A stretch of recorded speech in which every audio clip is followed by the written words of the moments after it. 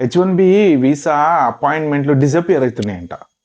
నేను చదివాను. ఒక న్యూస్‌లో చదివాను. ఎందుకంటే ఇప్పుడు చాలా చోట్ల న్యూస్ ఈజీగా స్ప్రెడ్ అయిపోతున్నాయి టక టక. అంటే ఇది ఫేక్ కాదండి. ఇది ఆ న్యూస్ నేను చదివిన న్యూస్‌లో ఏంటంటే ఎవరైతే పర్టిక్యులర్ పర్సన్ ఎవరున్నారో ఆయన ఎక్స్‌పీరియన్స్ దాంట్లో రాసాడనమాట. ఆ ఎక్స్‌పీరియన్స్ నేను చదివా. సో, అలాగే నిన్న నేను పెట్టిన వీడియో ఒకటి పెట్టాను గదా! డీహెచ్ఎస్ గురించి. దాంట్లో కింద గూడా కామెంట్ మెన్షన్ చేశారు. దాని గురించి కూడా మీకిప్పుడు నేను చెప్తాను నేను. హెచ్-1బీ వీసా ఎవరెవరైతే అంటే ఇప్పుడు ఇలాంటివి నేను చాలా విన్నా. చాలా చోట్ల చదివాను నేను. ఒక 2, 3 వీడియోస్‌లో వాటిల్లో గూడా ఏది ఇమిగ్రేషన్ లాయర్స్ చెప్తూ ఉంటారు గదా! వాళ్ళ దగ్గర గూడా విన్నా.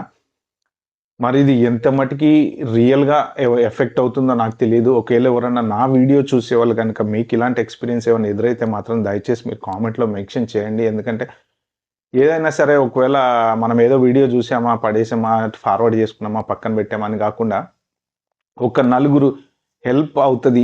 వాళ్ళేమన్నా జాగ్రత్త పడతారు. డాక్యుమెంట్స్ గాని, అవి గాని సెట్ చేసుకొని వెళ్ళడం అలాంటియేమన్నా ఉంటే.